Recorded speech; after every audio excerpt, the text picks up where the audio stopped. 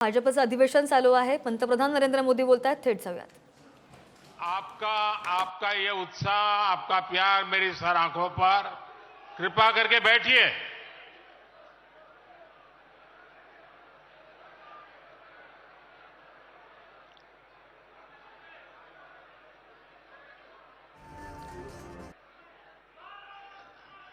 थोड़ी जगह कम पड़ रही है। मेरी सबसे प्रार्थना है, भले नीचे बैठना पड़े लेकिन अगर आप बैठेंगे तो अच्छा होगा। इधर से मेरे साथियों से आग्रह है,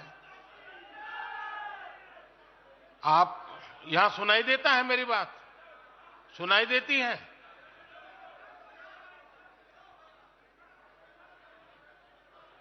जरा प्रबंधक उस तरफ देखे भाई, जगह नहीं है तो कृपा करके आप कहीं पर भी नीचे बैठ जाइए।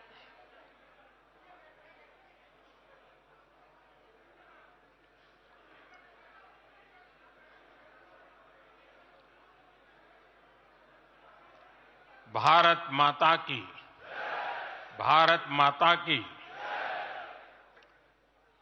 राष्ट्रीय अधिवेशन में यहां उपस्थित और देश के कोने कोने से जुड़े प्रत्येक भाजपा कार्यकर्ता का मैं अभिनंदन करता हूं।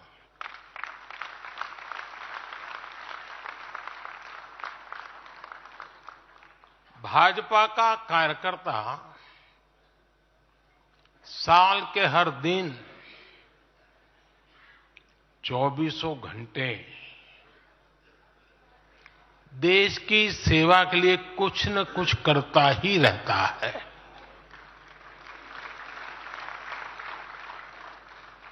लेकिन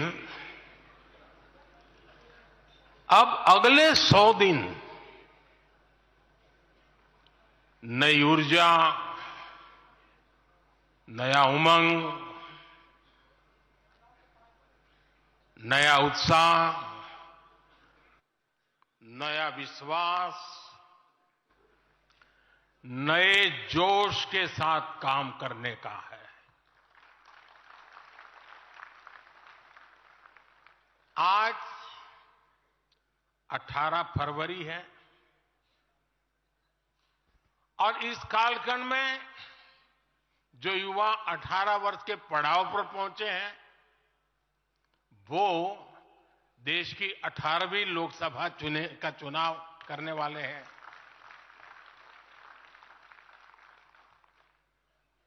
अगले 100 दिन हम सबको जुट जाना है, हर नए वोटर तक पहुंचना है, हर लाभार्थी तक पहुंचना है, हर वर्ग, हर समाज, हर पंथ, परंपरा, सब लोगों के पास पहुंचना है। हमें सबका विश्वास हासिल करना है। और जब सबका प्रयास होगा तो देश की सेवा के लिए सबसे ज्यादा सीटें भी बीजेपी को ही मिलेगी।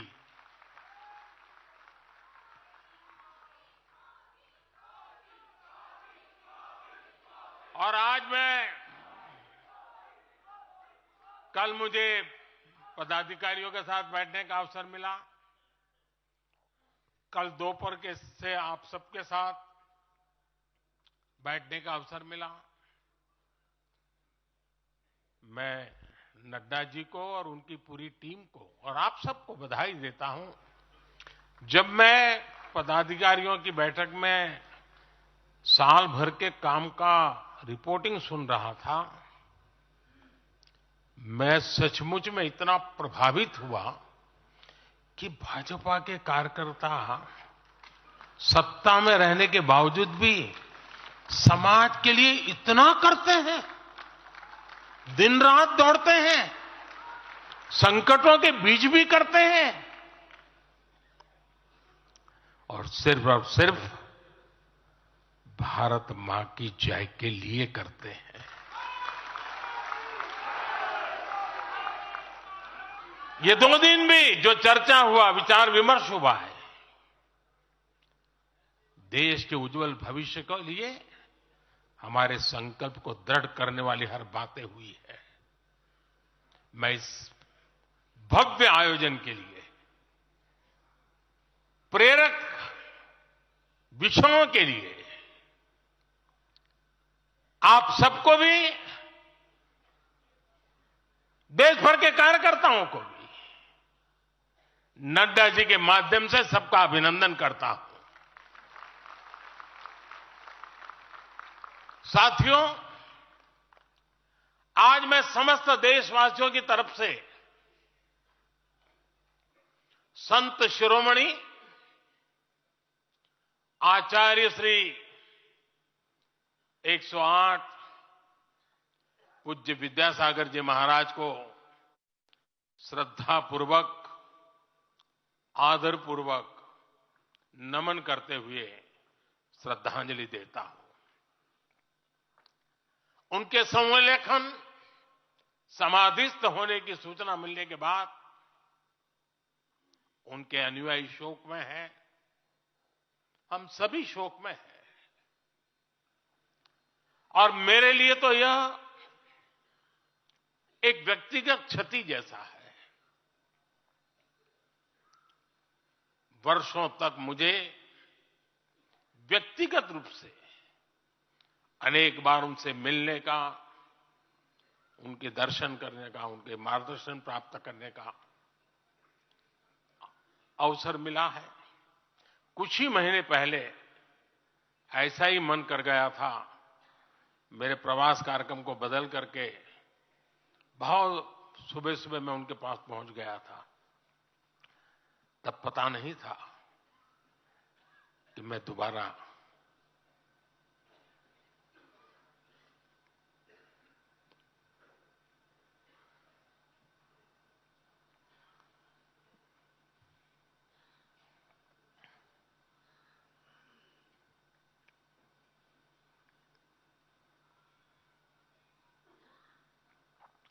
उनके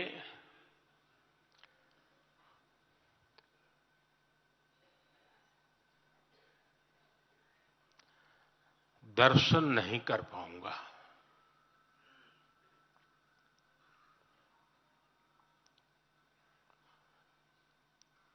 ये मेरा सौभाग्य रहा है कि पिछले 50 से भी ज्यादा वर्षों से मुझे देश के गणमान्य आध्यात्मिक मूर्तियों के निकट रहने का, उनके आशीर्वाद पाने का अवसर रहा है।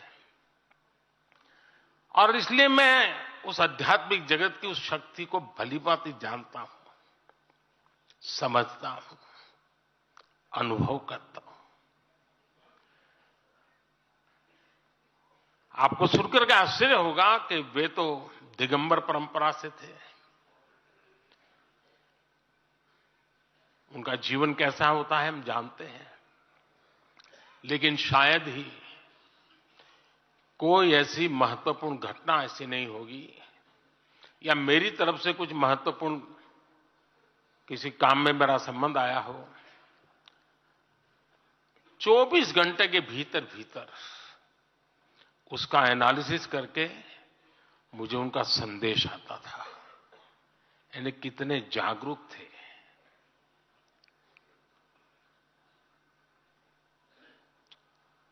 और अपनी विराट आध्यात्मिक यात्रा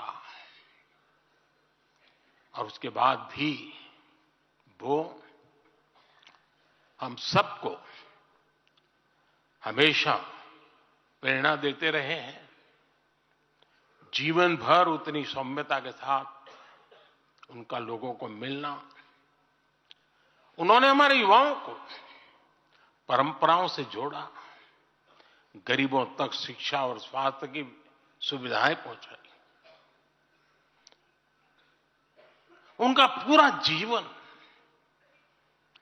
उस व्यक्ति के लिए प्रेरणा जैसा है जिसने गरीबों और वंचितों के लिए काम करने का संकल्प लिया है। आज जब भारत प्रगति के पथ पर आगे बढ़ रहा है, मुझे विश्वास है कि उनके सिद्धांत और उनका आशीर्वाद ऐसे ही भारत भूमि को प्रेरणा देता रहेंगे। साथियों, पिछले 10 वर्षों में भारत ने जो गति हासिल की है, बड़े लक्ष्यों को प्राप्त करने का जो हौसला पाया है, यह अभूतपूर्व है साथियों। और इसलिए नहीं कि मैं कह रहा हूं, दुनिया गाजे बाजे के साथ बोल रही है। भारत ने आज हर क्षेत्र में जो ऊंचाई हासिल की है, उसने हर देशवासी को एक बड़े संकल्प के साथ जोड़ दिया है। और ये संकल्प है विकसित भारत का। अब देश न छोटे सपने देख सकता है और देश न अब छोटे संकल्प ले सकता है। सपने भी विराट होंगे, संकल्प भी विराट होंगे। और ये हमारा सपना भी है, हम सबका संकल्प भी है कि हमें भारत को विकसित बनाना है। और इसमें अगले 5 वर्षों की बहुत बड़ी भूमिका होने जा रही है। अगले 5 साल में भारत को पहले से भी कई गुना तेजी से काम करना है। अगले 5 साल में हमें विकसित भारत की तरफ एक लंबी छलांग लगानी है। लेकिन भाई और बहनों, सारे लक्ष्यों की प्राप्ति के लिए पहली शर्त है सरकार में भाजपा की जोरदार वापसी।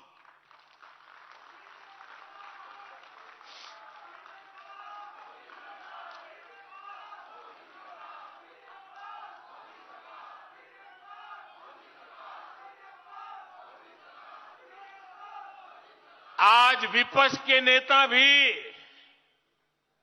एनडीए सरकार 400 पार के नारे लगा रहे हैं।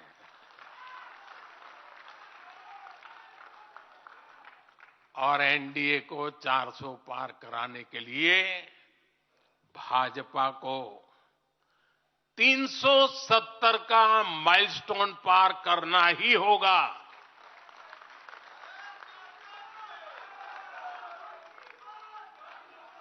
साथियों, कई बार लोग मुझसे कहते हैं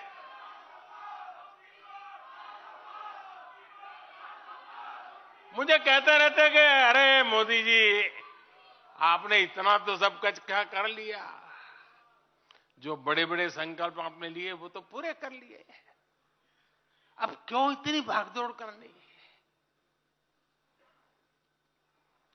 साथियों, पूरा देश मानता है 10 साल का बेदाग कार्यकाल और 25 करोड़ लोगों को गरीबी से बाहर निकालना ये सामान्य उपलब्धि नहीं है।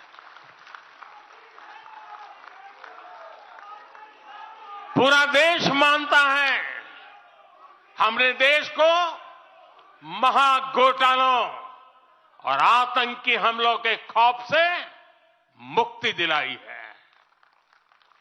पूरा देश मानता है हमने गरीब और मिडिल क्लास का जीवन बेहतर करने का प्रयास किया है। लेकिन जो लोग सोचते हैं कि बहुत हो गया, ऐसा सोचने वालों को मैं एक पुरानी घटना जरूर बताना चाहूंगा। एक बार एक बहुत बड़े नेता मुझे मिले मेरे प्रधानमंत्री पद के दूसरे कार्यकाल पे, बोले मोदी जी प्रधानमंत्री बनना बहुत बड़ी बात है, आप बन गए। आपने इतने दशकों का संगठन का भी काम कर लिया, मुख्यमंत्री के रूप में भी इतना लंबा समय रह चुके, प्रधानमंत्री में भी दोबारा आ गए, अब इतना काम पा लिया है, अब तो थोड़ा बैठो आराम करो, बहुत कर लिया। ये उन्होंने मुझे कहा था। उनकी वो भावना राजनीति के पुराने अनुभवों से थी। लेकिन साथियों, हम राजनीति के लिए नहीं, राष्ट्र नीति के लिए निकले हैं। हम तो छत्रपति शिवाजी महाराज को मानने वाले लोग हैं। जब छत्रपति शिवाजी महाराज का राज्याभिषेक हुआ तो उन्होंने ये नहीं किया कि अब तो छत्रपति बन गए, सत्ता मिल गई तो चलो उसका आनंद लो। उन्होंने अपना मिशन जारी रखा। ऐसे ही उनसे प्रेरणा लेकर के मैं अपने सुख वैभव के लिए जीने वाला व्यक्ति नहीं हूं। मैं बीजेपी सरकार का तीसरा टर्म सत्ता भोग के लिए नहीं मांग रहा हूं। मैं राष्ट्र का संकल्प लेकर निकला हुआ व्यक्ति हूं। अगर मैं अपने घर की ही चिंता करता तो आज करोड़ों गरीबों के घर नहीं बना पाता। मैं देश के करोड़ों बच्चों के भविष्य के लिए जीता हूं, जागता हूं, जूझता रहता हूं। देश के करोड़ों युवाओं, करोड़ों बहनों बेटियों, करोड़ों गरीबों का सपना ही मोदी का संकल्प है।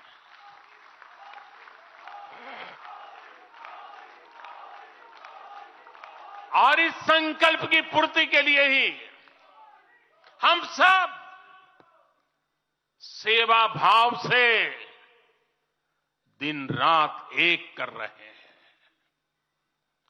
10 वर्षों में हमने जो हासिल किया, साथियों, वो तो एक पड़ाव मात्र है। मंजिल तक पहुंचने का एक नया विश्वास है। अभी हमें देश के लिए, कोटि कोटि भारतीयों के लिए, हर भारतीय का जीवन को बदलने के लिए बहुत कुछ हासिल करने का सपने हैं, संकल्प है, और उसके लिए बहुत से निर्णय भी बाकी है। साथियों, आज भाजपा युवा शक्ति, नारी शक्ति, गरीब और किसान की शक्ति को विकसित भारत के निर्माण की शक्ति बना रहा है। पहले लोगों को लगता था कि सरकारें बदलती हैं, व्यवस्था नहीं बदलती। हमने सच्चे अर्थ में सामाजिक न्याय की भावना से हर व्यवस्था को पुरानी सोच, पुरानी अप्रोच से बाहर निकाला।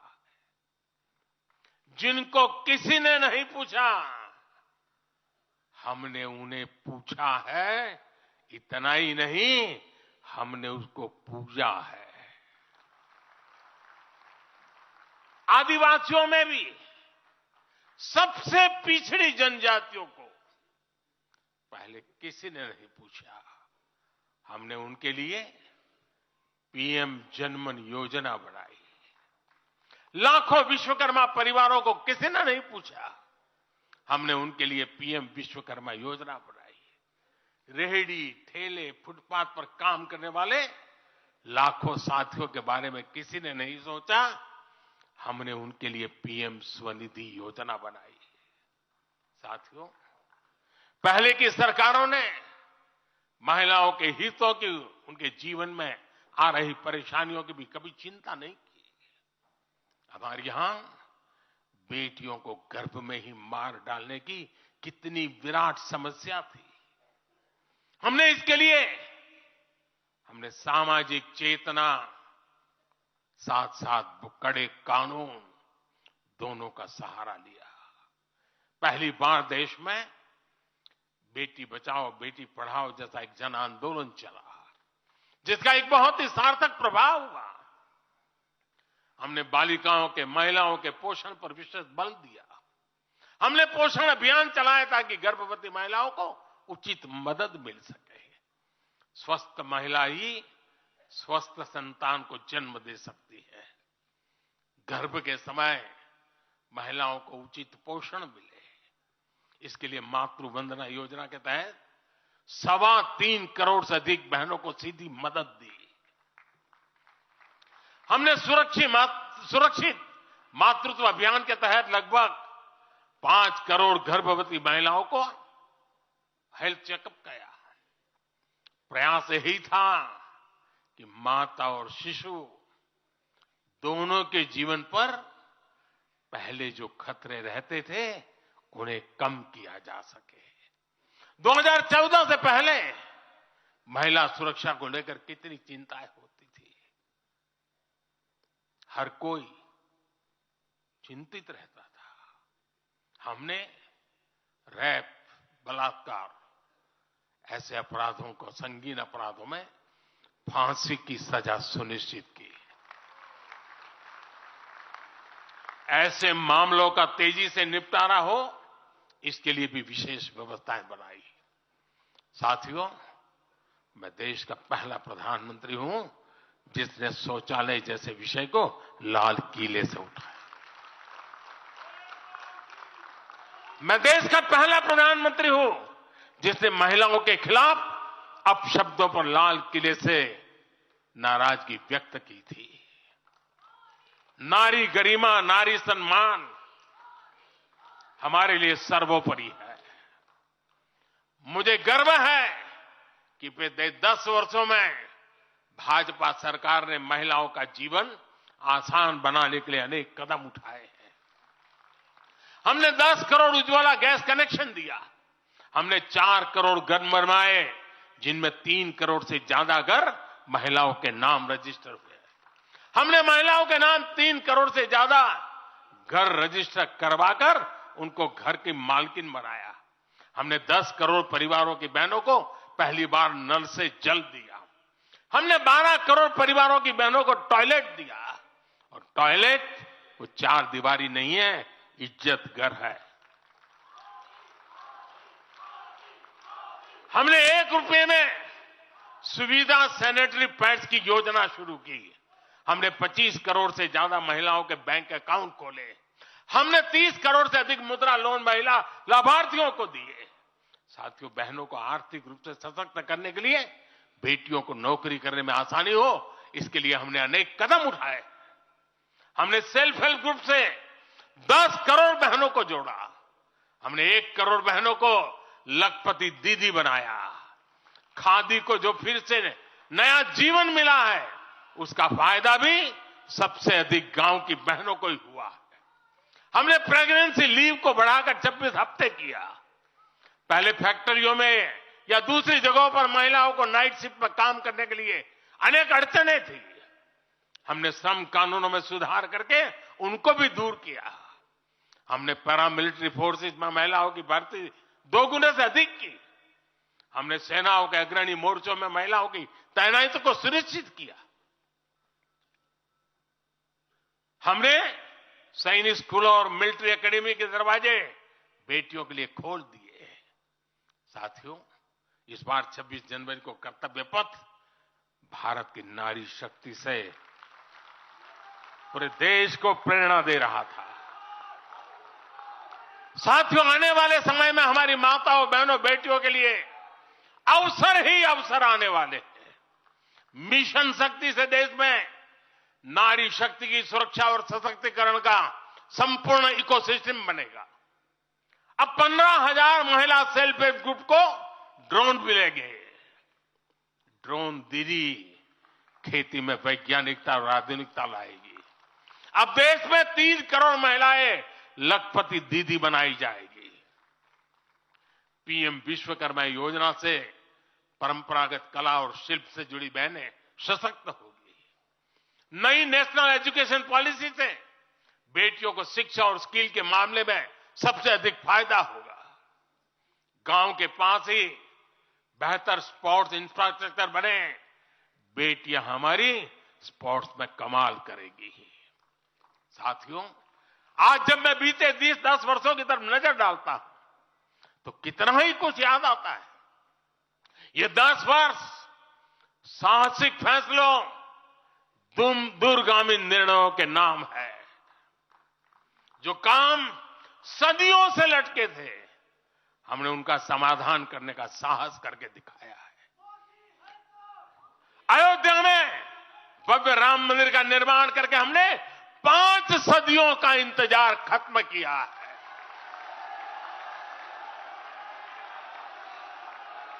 गुजरात के पावागढ़ में 500 साल बाद धर्म ध्वजा फहराई गई है। 7 दशक बाद हमने करतारपुर साहब राहदारी खोली है। 7 दशक के इंतजार बाद देश को आर्टिकल 370 से मुक्ति मिली है। लगभग 6 दशक बाद राजपथ कर्तव्य पथ के नए स्वरूप में सामने आया है। 4 दशक बाद आखिरकार 1 रैंक 1 पेंशन की मांग पूरी हुई है। 3 दशक बाद आखिरकार देश को नई राष्ट्रीय शिक्षा नीति मिली है। 3 दशक बाद आखिरकार लोकसभा और विधानसभा में महिलाओं को आरक्षण मिला है।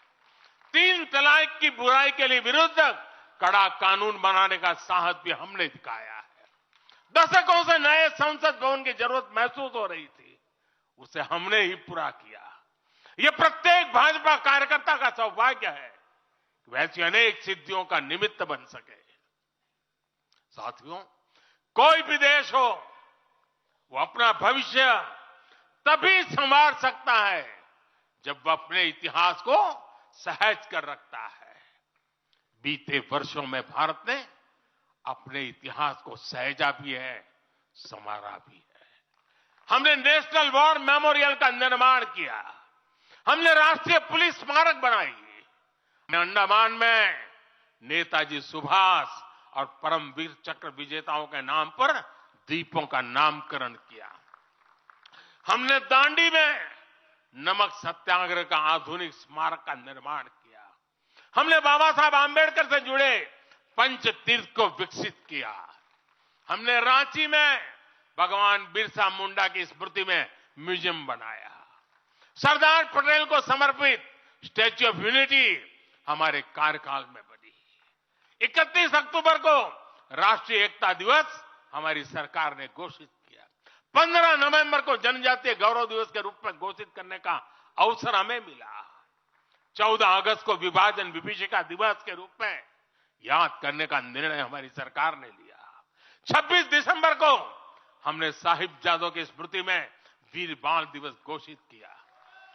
26 नवंबर को संविधान दिवस घोषित करने का फैसला भी हमारी सरकार ने किया और 21 जून को संयुक्त राष्ट्र इंटरनेशनल योगा डे भी हमारी ही सरकार के प्रयासों से घोषित किया।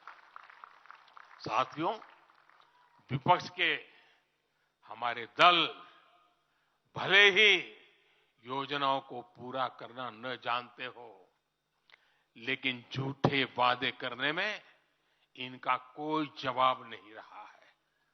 बावजूद इसके आज एक वायदा करने से ये सारे राजनीतिक दल घबराते हैं। एक भी राजनीतिक दल के मुंह से नहीं सुना होगा आपने, जो वायदा हम कर रहे हैं ना, इसका जिक्र तक करने का उनमें सामर्थ्य नहीं है।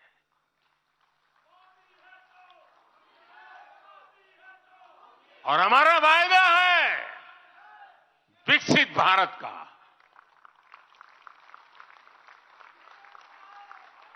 इन लोगों ने स्वीकार कर लिया है कि ये लोग भारत को विकसित नहीं बना सकते।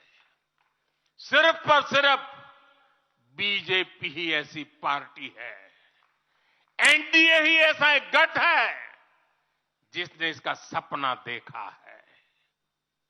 हम मिशन मोड पर भारत को 2047 तक, देश जब आजादी के 100 साल मनाएगा, हम भारत को विकसित देश बनाने के लिए काम कर रहे हैं।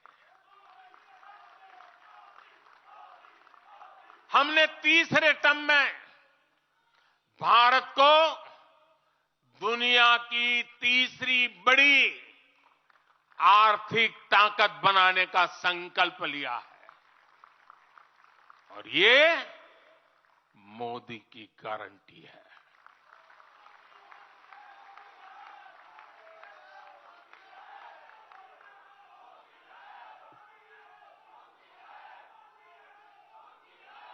और जब मैं भारत को तीसरी आर्थिक ताकत बनाने की बात करता हूं, तो उसका मतलब भी बहुत गहरा है। इसका मतलब है भारत के आर्थिक, सामरिक और सांस्कृतिक सामर्थ्य का कई गुना विस्तार, चहुं दिशा में विस्तार। साथियों, हम इसके लिए कितनी तेजी से काम कर रहे हैं, इसका हिसाब लगाना भी जरूरी है। भारत को, यह आंकड़ा याद रखिए, भारत को $1 ट्रिलियन की अर्थव्यवस्था बनने में लगभग 60 साल लगे थे। 60 साल। 2014 में जब देश ने हमें अवसर दिया तो 2 ट्रिलियन मार्क भी बहुत बड़ा लग रहा था, लेकिन 10 वर्षों में हमने अपनी अर्थव्यवस्था में $2 ट्रिलियन और जोड़ दिया। एक के लिए 60 साल, 10 साल में 2 और जोड़ दिया। जब भारत दुनिया की 11वें नंबर की अर्थव्यवस्था था और 11 से 10 पर आने में दम उखड़ गया उनका, हम 11 से 5 पर ले आए। अर्थव्यवस्था जब 11 नंबर पर थी, तब इंफ्रास्ट्रक्चर का बजट सिर्फ 2 लाख करोड़ रुपए भी नहीं बन पाता था। आज भारत 5वें नंबर की अर्थव्यवस्था है, तो भारत का इंफ्रा बजट 11 लाख करोड़ को पार कर चुका है।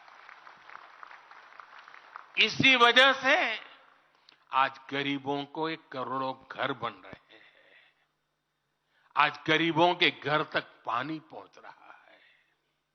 आज देश में रिकॉर्ड मेडिकल कॉलेज, अस्पताल, यूनिवर्सिटीज बन रहे हैं। गांव तक की सड़कें बन रही हैं।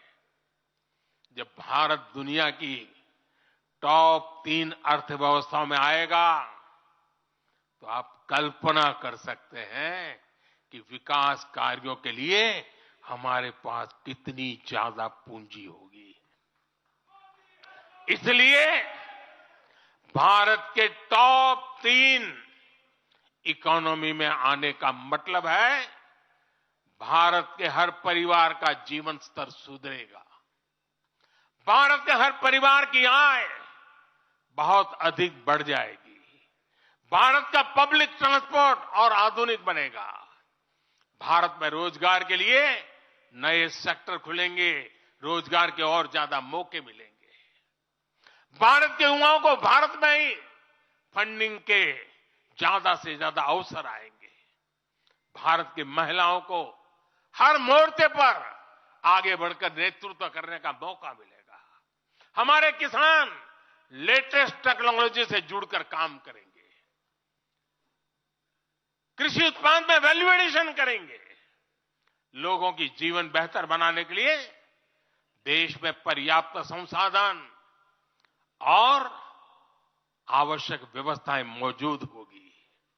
साथियों, मुझे खुशी है कि आज विकसित भारत अभियान की बागडोर भी भारत के युवाओं ने संभाली है। पिछले 1.5 साल में विकसित भारत के संकल्प से जुड़े सुझावों के लिए, और लोगों को ऐसा लगता होगा कि हम बात पता, ऐसा नहीं है। इस पर हम 1.5 साल से चुपचाप काम कर रहे हैं। सरकार की मशीनरी को लगाया है और आपको जानकर के खुशी होगी, अब तक 15 लाख लोगों से ज्यादा लोगों ने विकसित भारत कैसा हो, रोडमैप कैसा हो, इनिशिएटिव कैसे हो, नीतियां कैसी हो, इसमें विचार विमर्श हुआ है। लोगों ने अपने आइडिया दिए हैं और आपको जानकर के और खुशी होगी, इन 15 लाख में से आधे से ज्यादा वो लोग हैं जिनकी उम्र 35 से कम है। पूरी युवा सोच के साथ हम आगे बढ़ रहे हैं। इन लाखों युवाओं ने विकसित भारत का रोड मैप सुझाया है।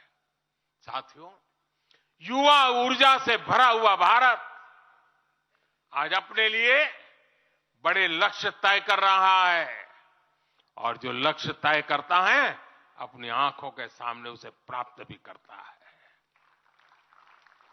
हम 2029 में 2029 में भारत में यूथ ओलंपिक के लिए तैयारी कर रहे हैं। हम 2036 में भारत ओलंपिक खेलों की मेजबानी करें, इसके लिए काम कर रहे हैं। हम 2030 तक हमारी रेलवे को नेट जीरो टारगेट पर लाकर के कार्बन मुक्त करने की दिशा में काम कर रहे हैं। हम 2030 के बजाय अपनी टारगेट डेट से 5 साल पहले ही पेट्रोल में 20% इथेनॉल ब्लेंडिंग का लक्ष्य भी हासिल कर लेंगे। भारत 2070 तक नेट जीरो के लक्ष्य को हासिल करने के लिए भी नीतियां बना रहा है। इसका अर्थ है कि आने वाले समय में हमारे देश में अनगिनत ग्रीन जॉब्स बनेगी। साथियों, विकसित भारत वो नहीं होगा जिसका भविष्य भाग्य के भरोसे हो। इसलिए दूसरे देशों पर भारत की निर्भरता को हम तेजी से कम कर रहे हैं। इसलिए हम देश के लिए बड़े लक्ष्य बना रहे हैं और उनके लिए योजनाबद्ध तरीके से काम भी कर रहे हैं। भविष्य में हम एक ऐसा भारत देखेंगे जिससे लाखों करोड़ रुपए का खाद्य तेल बाहर से लाने की जरूरत नहीं होगी। हमारे पाम ऑयल मिशन की मदद से हमारे किसान इतने सशक्त हो जाएंगे कि वो देश के पैसों की बचत कर सके। बीते कुछ वर्षों में दलहन, तिलहन और श्री अन्न के लिए विशेष नीतियां बनाई है, जिससे छोटे छोटे किसानों को मदद हो रही है। भविष्य में भी हमारे किसानों को इनसे और लाभ मिलेगा। किसानों के भविष्य को सुरक्षित करने के लिए हमने देश के कोने कोने में अमृत सरोवर अभियान भी शुरू किया। आजादी का अमृत महोत्सव, हम बहुत कुछ कर सकते थे। हम दिल्ली के अंदर कोई एक बड़ा ताबूत खड़ा कर देके नाम लिखवा सकते थे कि आजादी के अमृत काल में मोदी जी ये बना के गए। हमने आजादी के अमृत वर्ष को जन आंदोलन बनाया और काम क्या किया? तालाब बनाए। हर गांव में जब तालाब बनते हैं ना, वो किसान को सुरक्षित करते हैं, शुद्ध पानी की गारंटी देते हैं, जमीन उर्वरक बना देते हैं। लंबे भविष्य को सोच करके ऐसे काम हम करते हैं। और इस अभियान के तहत देश में अब तक 60,000 से ज्यादा नए सरोवर बनाए जा चुके हैं। 60,000 तालाब, शायद ही किसी सरकार के नसीब में इतना बड़ा काम करने का सौभाग्य आया होगा। ये सरोवर जल सुरक्षा सुनिश्चित करने में किसानों की मदद करेंगे। आज ग्रीन हाइड्रोजन से जुड़े अभियान और सोलर रूफटॉप मिशन के कारण देश रिन्यूएबल एनर्जी के क्षेत्र में भी तेजी से आगे बढ़ रहा है। बहुत जल्द भारत दुनिया का सेमीकंडक्टर हब बनेगा और इससे पूरी दुनिया में नई कंप्यूटिंग रिवॉल्यूशन को भी भारत गति देने का निमित्त बनने वाला है। पोर्ट लेड ग्रोथ से पब्लिक ट्रांसपोर्ट तक आने वाले समय में हर क्षेत्र को नई ऊंचाई मिल सकेगी। साथियों, भाजपा आज देश का एकमात्र दल है जो एक भारत श्रेष्ठ भारत की भावना के प्रति इतना आग्रही भी है और इतना समर्पित भी है। मैं पिछले महीने के अपने अनुभवों को भी कभी भूल नहीं सकता। इस दौरान मुझे भगवान श्री राम से जुड़े कई स्थानों में भ्रमण करने का अवसर मिला। मेरा 11 दिन का अनुष्ठान चल रहा था। उस अनुष्ठान के दरमियान मैं नासिक, लेपाक्षी, त्रिप्रयार, श्रीरंगम, रामेश्वरम, धनुषकोडी, मैं इन जगहों पर एक सामान्य साधक के तौर पर गया था। इस दौरान मुझे दक्षिण भारत के विभिन्न क्षेत्रों में लोगों से जो स्नेह मिला, आशीर्वाद मिले, मैं उसका शब्दों में बयान नहीं कर सकता और पॉलिटिकल पंडितों के पैरामीटर में कभी आ भी नहीं सकता है जी। जब मैं सड़कों से गुजर रहा था, लोग अपने वचन से, अपने भावों से मुझ पर अपना आशीर्वाद बरसा रहे थे। इस दौरान मुझे कंब रामायण का पाठ सुनने का अवसर मिला। ये ठीक उसी जगह पर हुआ जहां महान कवि कंबन ने 800 वर्ष पहले अपने रामायण की रचना की थी। आप कल्पना कर सकते हैं उसी स्थान पर बैठ करके जो मैं कंब रामायण सुन रहा था, उस भाव विश्व को मैं ही अनुभव कर सकता हूं। एक ऐसा अद्भुत क्षण था जिसमें एक भारत श्रेष्ठ भारत की भावना पूरी तरह समाहित थी। मुझे विश्वास है कि आप सभी ने भी कम अधिक मात्रा में इसे महसूस किया होगा। हम हमेशा विभिन्न तरीके से देशवासियों को करीब लाने का निरंतर प्रयास करते हैं। एकता के सूत्र में बांधने के लिए हमारी कोशिश रहती है। चाहे संयुक्त राष्ट्र में पहली बार जाकर के कोई तमिल में बोलता है, जगत गुरु बसवेश्वरा का संदेश दूर दूर तक पहुंचाने के लिए हम लेके जाते हैं। काशी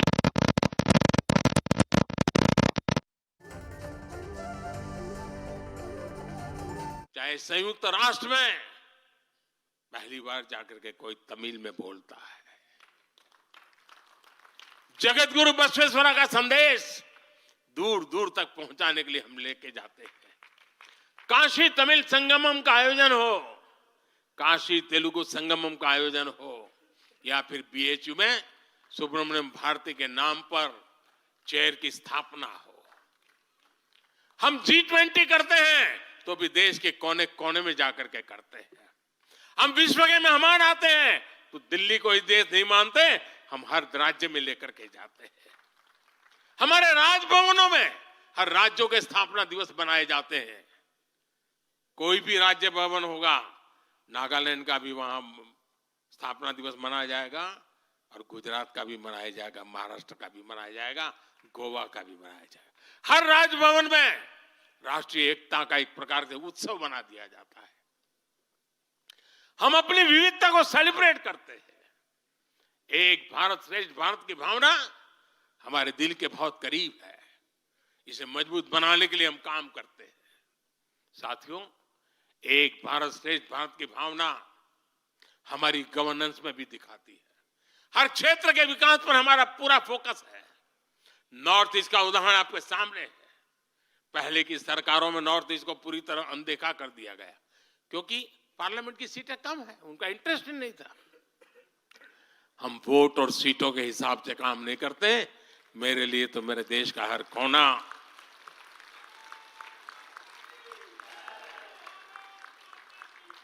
समृद्ध हो, विकसित हो, ये हमारा भाव है। पूरे सम्मान के साथ भारत लाए। इसके साथ ही हमारी सरकार ने हज की प्रक्रिया में सुधार करके यात्रा को सुविधाजनक बनाया। आज बिना महरम के हज करना भी संभव हुआ है। इससे महिलाओं के लिए भी हज करना आसान हुआ और हजारों महिलाएं गई। साथियों, 2014 में जब मैंने शपथ ली तो हमारे कई आलोचक कहते थे, मोदी जी एक राज्य के बारे उनका क्या अनुभव है, इतना बड़ा देश, इतनी बड़ी दुनिया, ये मोदी क्या करेगा, कैसे करेगा। ठीक है, गुजरात चलाया होगा, लेकिन वो सब सोच लें, देख लें, विदेश नीति को लेकर बड़ी बड़ी बातें कही जाती थी। अभी मैं कुछ दिन पहले ही यूएई और कतर से जाकर के आया हूं। तमाम देशों से हमारे रिश्ते कैसे मजबूत हैं, ये आज दुनिया देख रही है। आज पश्चिमी एशिया के देशों से हमारे संबंध अब तक की सबसे मजबूत स्थिति में है। 2015 में जब मैं यूएई गया था पहली बार, आप हैरान हो जाएंगे, मेरे पहले 34 साल तक देश का प्रधानमंत्री वहां नहीं गया था। सोचिए किस तरह हमने उस पूरे क्षेत्र को छोड़ रखा था। कांग्रेस की सरकारें पूरे वेस्ट एशिया को सिर्फ पाकिस्तान के संदर्भ में देखा करती थी। उन्हें भारतीयों की शक्ति और उनके विश्वास पर भरोसा ही नहीं था। लेकिन आज भारत इस क्षेत्र से संबंधों का नया अध्याय लिख रहा है। पहले लोग सोचते थे कि बस तेल का इंपोर्ट कर लेते हैं और यहां से कुछ लेबर भेज देते हैं ताकि उनको रोजी रोटी मिल जाए, लेकिन अब ऐसा नहीं है। आज ट्रेड, टेक्नोलॉजी, टूरिज्म, ऐसे अनेक क्षेत्रों में हमारे संबंध बहुत बेहतर हैं और हम निरंतर विकास कर रहे हैं। यहां तक कि अरब के 5 देशों ने मुझे अपना सर्वोच्च सम्मान तक दिया है। यह सम्मान मोदी का नहीं है, 140 करोड़ भारतीयों के सामर्थ्य का सम्मान है। और भाइयों बहनों, विदेश नीति के जो भी जानकार हैं, वो विदेश से मिले हर संकेत भी पकड़ ले रहे होंगे। आज अलग अलग देशों में सत्ता और विपक्ष के दल एक खुलकर मानते हैं कि भारत के सशक्त होने से पूरी दुनिया का हित होने वाला है। ये पूरी दुनिया मानने लगी है। आज हर महाद्वीप में भारत का सम्मान, भारत की ताकत बढ़ रही है।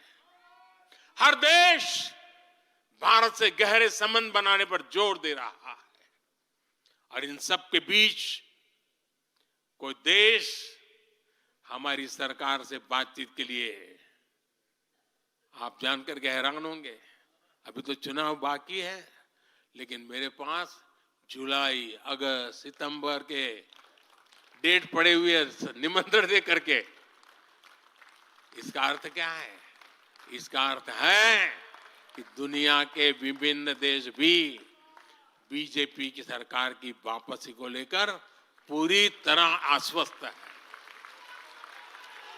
वो भी जानते हैं, दुनिया का हर देश जानता है, दुनिया की हर शक्ति जानती है, आएगा तो साथियों, कांग्रेस से साथियों, कांग्रेस से देश को बचाना, देश के हर नागरिक को बचाना, हमारे बच्चों का, हमारे युवाओं का भविष्य बचाना बीजेपी के प्रत्येक कार्यकर्ता का दायित्व है। कांग्रेस का ट्रैक रिकॉर्ड हम सभी के सामने है। कांग्रेस अस्थिरता की जननी है। कांग्रेस परिवारवाद की जननी है। कांग्रेस भ्रष्टाचार की जननी है और कांग्रेस तुष्टीकरण की भी जननी है। 70 के दशक में जब देश में कांग्रेस के विरुद्ध गुस्सा बढ़ना शुरू हुआ तो खुद को बचाने के लिए उसने अस्थिरता का सहारा लिया। हर नेता की सरकार कांग्रेस ने अस्थिर की। आज यहां प्रस्ताव के समय इसकी चर्चा आई है तो मैं ज्यादा उसके लिए कहता नहीं हूं। आज भी ये लोग अस्थिरता पैदा करने के लिए नई नई साजिशें कर रहे हैं। इन लोगों ने मिलकर जो गठबंधन बनाया है उसकी भी यही पहचान है। कांग्रेस के पास विकास का एजेंडा नहीं है, फ्यूचर का रोड मैप नहीं है।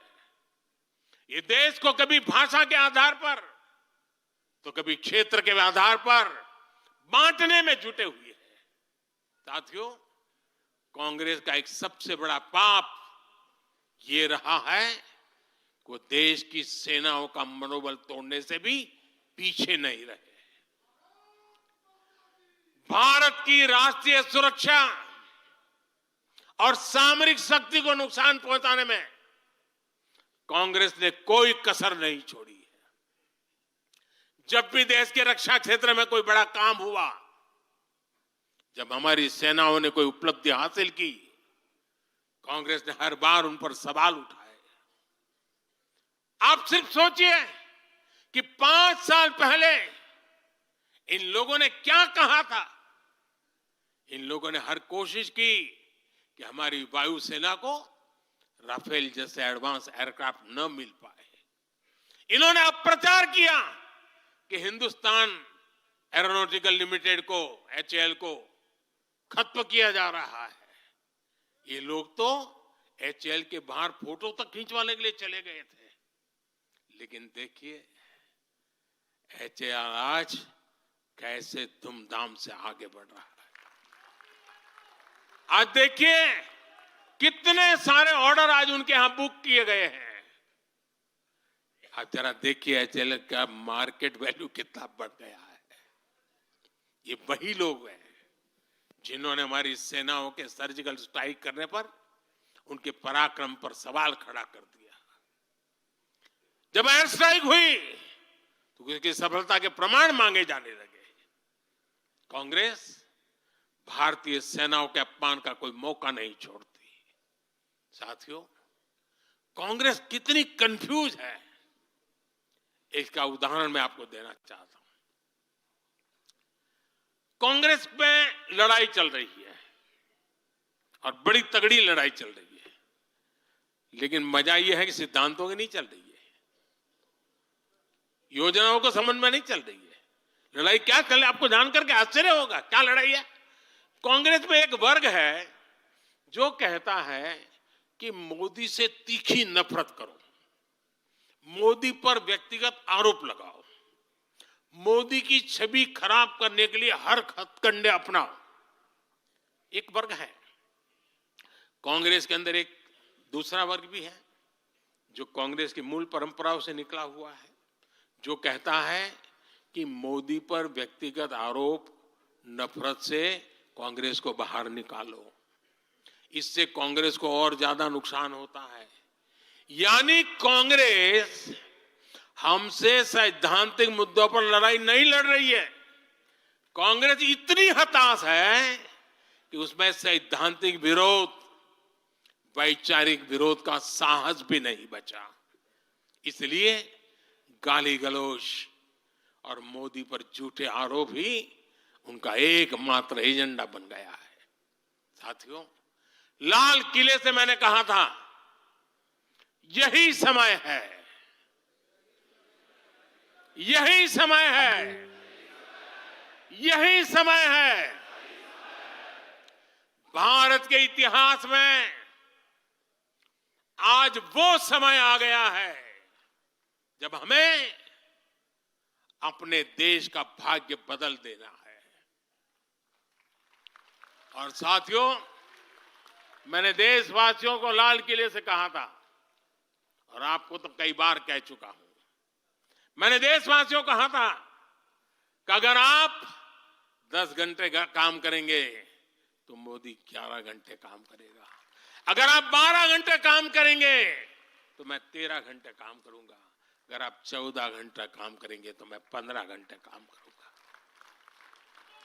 मेरे साथियों, देश भर के मेरे कार्यकर्ताओं, देश भर के मेरे देश को उज्जवल भविष्य के लिए आशा लगाकर बैठे हुए लोगों से मैं कहना चाहूंगा, आने वाले 100 दिनों तक बीजेपी के हर कार्यकर्ता को अपने लिए नए लक्ष्य बनाने होंगे, उन्हें प्राप्त करना होगा। बीते वर्षों में भाजपा सरकार की योजनाओं का लाभ करोड़ों लाभार्थियों को मिला है। हमें हर लाभार्थी तक पहुंचना है। और मेरी एक व्यक्तिगत प्रार्थना है, करोगे? जरा हाथ ऊपर करके बताइए, करोगे? करोगे? हर लाभार्थी के पास जाइए, उनको कहना कि प्रधान सेवक नरेंद्र मोदी ने उन्हें प्रणाम कहा है।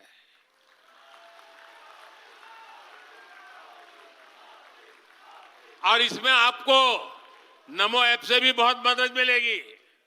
आप नमो ऐप के जरिए मेरा प्रणाम और मेरी चिट्ठी उन लाभार्थियों तक जरूर पहुंचाएंगे। किसी भी बूथ में एक भी फर्स्ट टाइम वोटर ऐसा ना हो जिस तक बीजेपी का कार्यकर्ता पहुंचा ना हो। आपको उन्हें पिछले 10 वर्षों के काम और आने वाले 5 वर्षों के प्लान, इसके विषय में जरूर बताना है। मैं आपको उन्हें नमो ऐप पर विकसित भारत का ब्रांड एम्बेसडर बनाने के लिए हमें उसको जोड़ना है। वो हमारा एम्बेसडर है। मतदान के दिन इन सभी मतदाताओं को बूथ पर लाकर हमें कमल निशान पर मतदान करवाना है और जहां एनडीए के साथी हो उनके निशान पर मतदान करवाना है। साथियों, हमें याद रखना है, हमें सिर्फ सरकार बनाने के लिए लोगों को नहीं जोड़ना, बल्कि देश बनाने के लिए भी तो लोगों को जोड़ना है। जो किसी भी कारण से अभी भी भाजपा से दूर है, उन तक हमें पहुंचना है। सबका साथ, सबका विकास ही हमारा मंत्र है। हमारे स्वतंत्रता सेनानियों ने जो सपने देखे थे, अब उन्हें पूरा करने का समय आ गया है। और इसके लिए भाजपा जरूरी है। इसके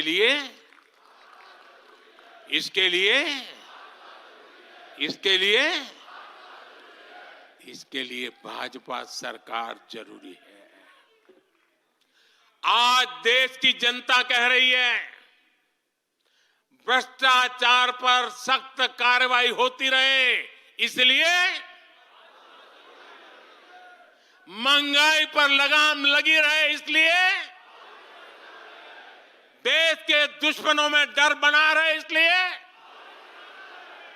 निवेश और नौकरी के अवसर बढ़ते रहे, इसलिए भारत तीसरी बड़ी सबसे आर्थिक ताकत बने, इसके लिए भारत में तेजी से इंफ्रास्ट्रक्चर का निर्माण हो, इसलिए आत्मनिर्भर भारत अभियान सफल हो, इसलिए करोड़ों भारतीयों को मुफ्त राशन मिलता रहे, इसलिए किसानों को सम्मान निधि मिलती रहे, 100% लाभार्थी तक तेजी से लाभ पहुंचे, इसलिए साथियों, आप यहां से एक नए संकल्प के साथ अपने क्षेत्र में जाएं।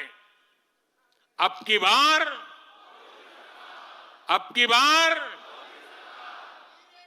400 पार। अब की बार इस मिशन पर हमें जुट जाना है। आप सबको मेरी तरफ से अनेक अनेक शुभकामनाएं हैं। मेरे साथ बोले भारत माता की, भारत माता की, भारत माता की। मैं समझता हूं अभी वंदे मातरम होने वाला है।